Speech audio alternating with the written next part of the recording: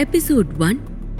கையில் பூச்செண்டை இருக்க பிடித்தபடி கால் கொலுசு சன்னமாக ஒலிக்க மனதில் ஏகப்பட்ட குழப்பத்தோடு கண்களில் வேதனையை மறைக்க முயன்று தோற்றவளாய் களவையான முகத்தோடு மணமேடியை நோக்கி நடந்து கொண்டிருந்தாள் நம் நாயகி ஆராத்யா.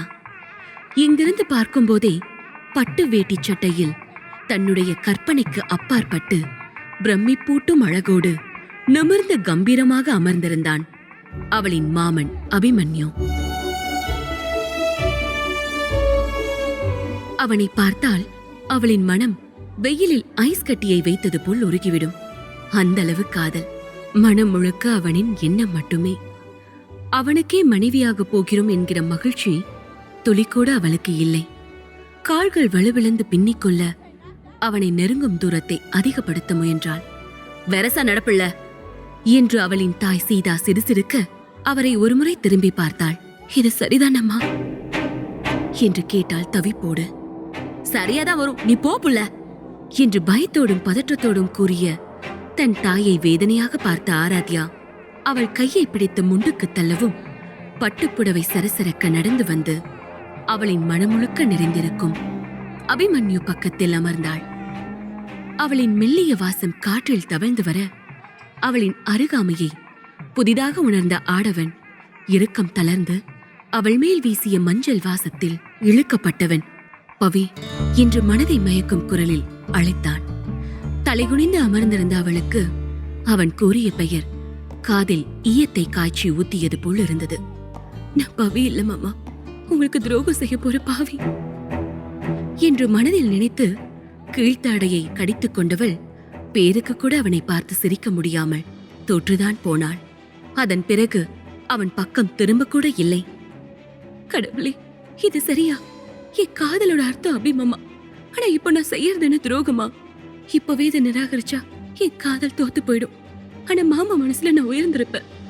தம்மையன தந்தை ஸ்தானத்துல வச்சு நினைக்க வேண்டியவர காதலனா கணவனா நினைச்சது என்னோட தப்பா? இப்ப விதியோட பிள்ளையால அவருக்கே மனைவியாக போறது வரமா சாபமா? ஏதோ ஒண்ணு. ஆனா அவர் காதல நான் பெற போறதில்ல, வெறுப்பு மட்டும்தான் சம்பாதிக்க போறேன் என்று தன் மனதில் நினைத்துக் கொண்டவள் இதயத்தின் தடக் தடக்கோசை காதில் கேட்பது போல கலவரத்தோடு அமர்ந்திருக்க கெட்டிமேளம் கெட்டிமேளம் என்கிற ஐயரின் குரலை தொடர்ந்து பூ போன்ற மனம் கொண்ட பெண்ணவளின் கழுத்தில் மங்கள நாணனை சூட்டினான் அபிமன்யு. இப்பொழுது அவள் பவியோ ஆராத்யாவோ இல்லை, மிஸ்ஸஸ் அபிமன்யு ஆகிவிட்டாள். அவளின் தாய் சீதாவிற்கு இப்பொழுதுதான் உயிரே வந்தது. பின்னே இருக்காதா?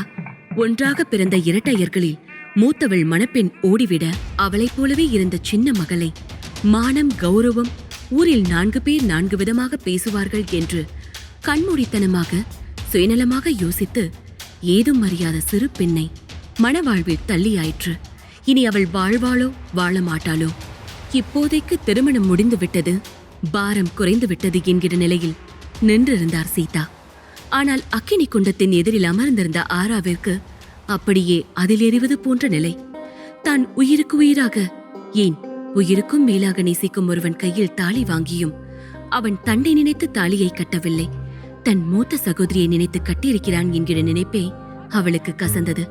அவள் கழுத்தை சுற்றி வளைத்து தன் நெஞ்சோடு அணைத்தவன் அவள் நெற்றி வகுட்டில் குங்குமத்தை வைத்து போட்டோவுக்கு போஸ் கொடுப்பதை விட்டுவிட்டு அவள் நாசியில் படிந்த குங்குமத்தை ஊதிவிட்டான் அபிமன்யு. அவனின் இதய ஊசை மிக அருகில் கேட்கவும் மன ஓட்டத்தை நிறுத்திவிட்டு அவனை நிமிர்ந்து பார்த்தாள் ஆராத்யா. அவன் கண்களில் அத்தை மகள் என்கிற பாசம், அதையும் தாண்டி இப்பொழுது புதிதாக ஒட்டியிருக்கும் மனைவி என்கிற உரிமை, அது இரண்டும் தான் மிதமாக இருந்தது. அதை தாண்டிய உணர்வு ஏதும் இல்லை. அவள் கண்ணிமைக்காமல் பார்ப்பதை உணர்ந்தவன் என்னடி என்று வாயசைத்து புருவம் உயர்த்தி அவன் கேட்ட விதத்தில் சொக்கிதான் போனாள் பாவை. அத்தனை ரணகளத்திலும் சிறிது குதூகலம் ஒட்டிக்கொள்ள அவன் மீது எத்தனை காதல் இருந்தால் பயத்தையும் மீறிய வெட்கம் அவள் கன்னத்தில் தோன்றியிருக்கும். டீ போட்டு அழைக்கிறான். இதுவரை அவன் யாரையும், ஏன் பவியை கூட அப்படி கூப்பிடாதவன் இன்று தன்னை அழைக்கிறான் என்ற சந்தோஷம். நான் ஆராதியான தெரிஞ்ச அவர் என்ன கூட்டிருந்தா நான் எவ்வளவோ சந்தோஷமா இருந்திருப்பேன். கை நிறைய இனிப்பு பண்டம் இருந்தும் உடலில் சுகர் அளவு 400 தாண்டியது போல் பயம். அதை ருசித்து பார்க்க விடவில்லை. பொண்ணு மாப்பிளையும் அக்னிய சுத்தி வாங்கோ என்று ஐயர் கூற அவன் எழுந்து அவளுக்கு கை கொடுத்தான். நிமிர்ந்து அவனை பார்த்த ஆராத்யா தன் கணவன் என்கிற உரிமையை முழுதாக எடுத்துக்கொள்ள முடியாமல் தயக்கத்தோடு அவன் வலிய கரத்தில் தன் பிஞ்சு விரல்களை வைத்தாள். அவள் கையை அழுத்த பிடித்து சிறு புன்னகையோடு இழுத்தவன் அக்னியை 3 சுற்று சுற்றி வந்தவன் அவள் பொன் பாதத்தில் மெட்டியிட்டான். அவனின் குடும்பம், சகோதர சகோதரிகள், ஆராவின் அப்பா அம்மா, தம்பி, அதோட ஊர் பொதுமக்கள் அனைவரும் திருப்தியோடு அவர்களை பார்த்து கொண்டிருந்தார்கள். அனைத்து சடங்கும் முடிந்து பேயறைந்தாற் போல் அமர்ந்திருந்தாள் ஆரா. அபிமாமா என்று ஒருவாறு தைரியத்தை வரவழைத்து அழைத்து விட்டாள். பொதுவாகவே அவள் அமைதியான பெண்தான். தனக்கு என்ன வேண்டும் என்று கேட்டு வாங்கிக் கொள்ள தெரியாதவள். யார் மீதும் பழியை சுமத்தி தப்பிக்க நினைக்காதவள். இப்போதே அவனிடம் நிலையை கூறி மன்னிப்பு கேட்க நினைத்தாள். ஆனால் அவள் முயற்சியை கலைக்கும் விதமாக சீதா அதை பார்த்து விட்டார். அவள் தன்னை சீண்டிக் கொண்டே இருப்பதை உணர்ந்தவன் தன் நண்பனிடம் உரையாடலை நிறுத்திவிட்டு, என்னடி என்றான் அவளிடம் திரும்பி. அவன் டீ போட்டு கூப்பிடும் போதெல்லாம் சொக்கிப் போகும் மனதில் சிறிது வலி பிறந்தது. உண்மையை கூறினால் இந்த உரிமை இருக்காதோ என்று நினைத்தவளுக்கு சிறிதாக கண்ணும் கலங்கியது. அவள் கண்களில் லேசாக நீர் திரள்வதை பார்த்தவன், ஏ என்னடி, எது கலரபவி என்று சட்டென அவள் கன்னத்தை பற்றினான் பதற்றமாக. மாப்பிள, அது ஒண்ணும் இல்ல, காலையில இருந்து இப்படியே அலைஞ்சிட்டு இருக்கால, அதான் தலைக்கு பாரமா இருக்கும்னு நினைக்கிறேன். அவளை அனுப்புனீங்கன்னா கொஞ்சம் ஓய்வெடுப்பா என்று சீதா மெதுவாக அவனிடம் கூற, ஆமா பவி, நீ போய் ரெஸ்ட் எடு என்று சிறிது குரல் உயர்த்தி கூறியவன் அவள் கன்னத்தை துடைத்தபடி, நம்ம அப்புறமா பார்க்கலாம் என்றான் மெதுவான குரலில். அந்த மென்மையான காந்த குரல் தனக்கு மட்டுமே உரிமையானது என்று நினைக்கும் நொடி, பவி எழுந்து போ என்று அவன் கூறியதும் மொத்த உரிமையும் புயலில் அடித்து செல்லப்பட்ட ஒரு துகள் போல் ஆகிவிட்டது. சட்டென எழுந்த அவள் அம்மாவோடு நடந்தாள். உள்ளே வந்ததும் மாலையை கழட்டி படுக்கையில் போட்டாள். தலையை பிடித்துக் கொண்டு படுக்கையில் விழுந்த ஆராவிற்கு ஆறாக கண்ணீர் வழிந்தது. ஆரா, அழாத, யார் காதிலாவது விழுந்து தொலைக்க போது, இப்போ நீ எதுக்கு அழற என்று கவலையின்றி மெதுவாக கேட்ட தாயை தலை தூக்கி பார்த்த ஆராத்யா, உண்மையாவே நீதான பெத்தி அம்மா என்று கேட்டாள் மனதை வெறுத்து. சீதா பதில் கூறாமல் போதும் என்ற அளவு மகளை முறைத்து தள்ளினார். உன் கோபத்துக்கு நான் வேணா கட்டுப்படலாம், ஆனா எல்லாரும் அப்படி இருக்க மாட்டாங்க. அக்காவை பாத்தியா, அவளுக்கு பிடிச்ச வாழ்க்கையை தேடிட்டு போயிட்டா. ஆனா நான் என்னம்மா பாவம் செஞ்சேன்? அவளோட அடையாளத்துல வாழ அவரு பவி பவின்னு சொல்லும் போதெல்லாம் பாலும் கிணத்துல விழுந்து செத்து போயிடலாம் போல இருக்கு. அக்கா ஓடி போயிட்டா நீ உண்மையை சொல்லி கல்யாணத்தை நிறுத்தி இருக்கணும். இல்லனா எல்லார்கிட்டயும் மன்னிப்பு கேட்டாவது நியாயமான முறையில என்ன கட்டி வச்சிருக்கணும். ஏதோ இல்லாம என்ன இப்படி ஒரு நிலைக்கு தள்ளிட்டியேமா. அடுத்தவங்களோட அடையாளத்துல இருக்கிறது ரொம்ப கொடுமையா இருக்குமா என்று கோபமாக ஆரம்பித்து கண்ணீரோடு முடித்து வேதனையாக முகத்தை மூடிக்கொண்டு அழுத மகளை பார்த்து அவளது தாய்க்கும் வலிக்கத்தான் செய்தது. ஆனால் பலவீனத்தை வெளியே காட்டிக் கொள்ளவில்லை. ஒன்று, பவி திருமண மண்டபத்திலிருந்து ஓடிவிட்டாள் என்று அனைவருக்கும் தெரியப்படுத்தி அசிங்கப்பட விரும்பவில்லை. இரண்டாவது, அண்ணன் குடும்பத்திடம் தலைகுனிந்து மன்னிப்பு கேட்க தன்மானம் இடம் தரவில்லை. ஆக மொத்தம் ஒரு பிரசவத்தில் முதலாவதாக பிறந்த பவிக்கு அனைத்து அன்பும் நிறைவாக கொடுக்கப்படும்.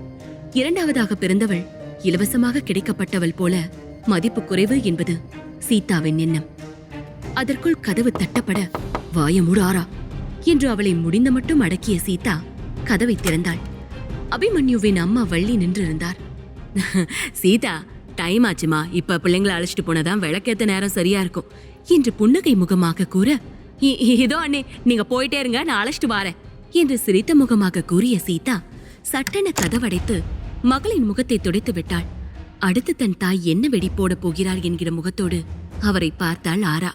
அவள் நகைகளையும் முகத்தையும் சரி செய்தபடி பேசினார் சீதா. இங்க பாரு புள்ள, நல்ல வாழ்க்கை. அபிய பத்தி நான் சொல்லி உனக்கு தெரிய வேண்டியதில்ல.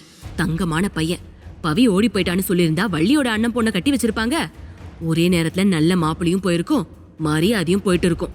பவிக்கு தான் கொடுத்து வைக்கல, ஆனா உனக்கு இந்த நல்ல வாழ்க்கை அமைஞ்சிருக்கு. மாமனார் மாமியார் கொடுமை இல்ல, நாத்தனார் தொல்லை இல்ல. நீயும் புருஷன் மட்டும் பெங்களூர்ல போய் தங்கி வாழ போறீங்க. இப்போதைக்கு நீ சொல்லாம இருக்கிறது தான் நல்லது. அதுவா தெரிய வந்தா தெரியட்டும், அப்படி இல்லனா தெரியாமலே போட்டோம். என்ன, ஒரு பேரு தானே பிரச்சனை, அதை விட்டுட்டு வாழ பாரு என்று கூறிய தாயை வழி நிறைந்த புன்னகையோடு பார்த்த ஆரா, வேற ஒருத்திய நினைச்சுக்கிட்டு அப்பா உங்க கூட வாழ்ந்தா உனக்கு எப்படி இருக்கும் என்று வெடுக்கென கேட்ட மகளை அடுத்த கணம் அடிக்க கை ஓங்கியிருந்தார் சீதா. கோபத்தில் சிவந்த அம்மாவின் கன்னத்தையும் ஆத்திரத்தையும் பார்த்து மெலிதாக புன்னகைத்த ஆரா, உனக்கு வேணா என்ன பிடிக்காம இருக்கலாம், ஆனா நானும் ஊரத்தம் தானம்மா. உனக்கு இருக்கிற இந்த கோபம் ஆதங்கத்துல பாதி கூட எனக்கு இருக்காதா என்ன? அத நீ புரிஞ்சுக்க மாட்டேங்கிற. உனக்கு தேவை மானம், கௌரவம், உன் பெரிய பொண்ணோட மரியாதை, இதானே முக்கியம். அதுக்கு எந்த தீங்கும் வராம நான் பாத்துக்கிறேன், அவ்வளவுதானே? சரிம்மா, என்னால முடிஞ்ச அளவு சாக தயாராகிறேன் என்று கூறிய ஆரா மாலையை எடுத்து கழுத்தில் மாட்டிக்கொண்டு வெளியே நடந்தாள். நல்ல நாளும் அதுவுமா சாவ அதுன்னு பேசாத புள்ள என்று சீதா கடுமையாக கூற, இந்த உண்மை மாமாவுக்கு தெரிஞ்சா அவர் ஒரு பார்வை பார்த்தாலே நான் செத்ததுக்கு சமந்தானம்மா.